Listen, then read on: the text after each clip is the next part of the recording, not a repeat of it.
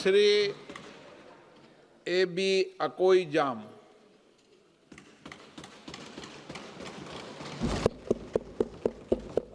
Thank you, chairpersons, for this opportunity.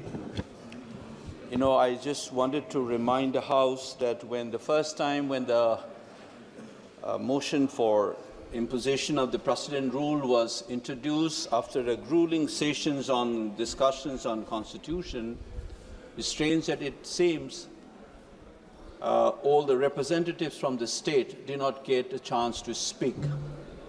And I hope that the chair will give me some adequate time to express the sentiments of the people of the state as a representative from there. Chairperson, Mr. Speaker, what I need to do is that just as we had a long discussion on Sindoor, I expect in the last 1 year that the House will discuss Manipur given the gravity of the situation there. Just as the terrorists came from Pakistan and created havoc and tried to divide this country on communal lines to provoke us, the Union Home Minister on this floor of the House, if my memory serves me well, on 9th August 2023, said that the crisis in Manipur was caused by the influx of illegal immigrants. Similarly, intelligence agencies have flagged off the involvement of armed groups from Myanmar in the crisis in the state. So it is like what we had experienced in Pahalgam in some sense. Ironically, Manipur was also called the little paradise, just as Kashmir is called a paradise. The only difference is the national attention is given to what happened in Kashmir, not with the state of Manipur. Our existence at the periphery and a marginal existence has been reaffirmed time and again, creating a sense of alienations and humiliation to the people of the state. To take an example of the recent times, Sri Ratan Thiam, the doyen of Indian theatre, when he expired, not a single word came from this House, nor the Prime Minister, who had expressed similar condolences when artists expired.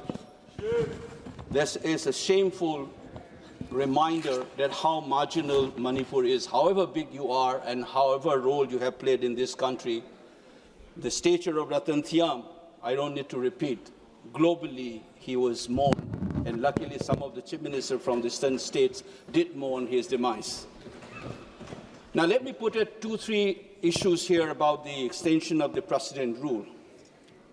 There are a couple of myths that we need to know, and through you I would like to inform the House as well as the country and the entire world that when the union government takes over a state under 356, it is on the assumption that the constitutional order is not working and the law and order has gone beyond what it should be normally. But the fact of the matter is the imposition of this precedent rule in Manipur is not occasioned by such a concern. It is to save embarrassment for the ruling party. If they had to do it, they would have done long time back. The Supreme Court had, in a couple of months after the initial period of the crisis, had said that law and order has been completely gone and the constitutional order is not in order. But that time, they did not do it. That's the first myth that we need to understand. This is not to restore constitutional order, but to save the embarrassment that the ruling party was about to face in that month. Second, the union government has been in hand in glove with the then state government in creating the havoc in the state. Let me cite some of the examples. The CM said that whatever he did was on the advice and the consent of the Prime Minister Modi and the Home Minister Mr. Amit Shah. Similarly, the Home Minister said on this floor of the House that the CM is cooperating with us. Honorable member. So therefore, तथ्यों के बिना सदन में बात नहीं करनी। No. I'm just saying. Now, not to waste time. let me continue, Mr. Speaker, sir. That ex-CM again said that the valley will be under him and the Home Minister will take care of the hills. Such a thing has never happened.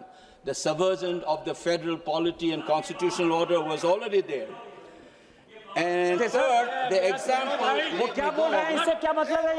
the state government, the Union Home Minister has been dictating terms with the then state government in terms of appointing officials, as if the now, an erstwhile Article 257A, as if that is still operational. The Union government was dictating terms to the state government, changing officials, and so much so that some of the officers of the Central Security Forces bluntly on record says that we don't take orders from the state government, we take it from the Union government. Such a subversion has happened right through the collusion between the state government and the Union government. And therefore, what we need to know is that the nature of the precedent rule must be understood. Rule जो है ये 353 में sir वहां के जो governor हैं, governor अभी 356 में हेड कर रहे हैं और गवर्नर के रोल को यहां नहीं डिस्कस किया जा सकता सर। यही कॉन्स्टिट्यूशन कहता है, यही रूल कहता है। 353 कहता है वहां गवर्नर रूल है, गवर्नर वहां शासन कर रहे हैं, गवर्नर क्या कर रहे हैं वो नहीं डिस्कस हो सकता है यहां पर। Mr. Speaker, sir, I hope so. Let's first have a clarity that the precedent rule in Manipur was not imposed in order to recover a constitutional order, because in collusion with the then state government, the Union government itself has subverted the constitutional order, and they are creating that kind of a lawlessness for 2 years. Now, the other point why we should not be extending a precedent rule, given these reasons, we must also remember that 356 is supposed to be used in the rarest of the rare moment. If I can recollect this House, on 3rd of September 1949, Dr. Ambedkar introduced the Article 277A, which later on became 355, as a legal and moral premise for 356. We are supposed to use this very judiciously because the mandate of the people should govern the people rather than precedence rule. That was the clear position. So is the judgment on Supreme Court judgment on Bomai case, as well as Sarkaria Commission had reminded us that these particular provisions should not be used in a whimsical reasons. And therefore, instead of introducing this and extending this almost illegitimate, in some sense morally, this precedent rule in Manipur, we should have a fresh mandate in the state of Manipur. Despite having a brutal majority, you are not able to form the government. In collusion with that state government and the union government, you have created this tragedy of Manipur in the last 2 years. So I expect the House, instead of extension of this precedent rule, to have a JPC being constituted so that the people of Manipur do not feel neglected, and we take care of what had happened and fix accountability. I must remind again that the executive conduct must have some accountability in this House. And therefore, just as we discussed Sindur, just as we had long discussions on constitutions, I expect this House to have at least 5 to 6 hours discussion on what steps can be taken in this House so that all of us can have a healing process to begin from this House.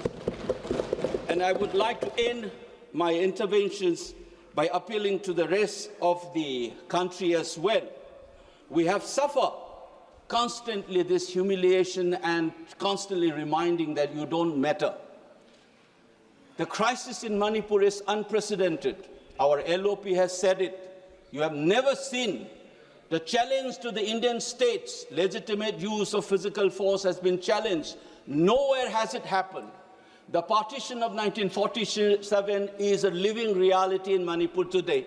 The freedom of movement, the Meiteis cannot travel on the national highways just as the Kukis cannot. All the citizens should have access to these movement, freedom of movement. We are not able to have it. And I expect this House, therefore, to be more serious rather than reducing this kind of extension as a mere formality and ritual.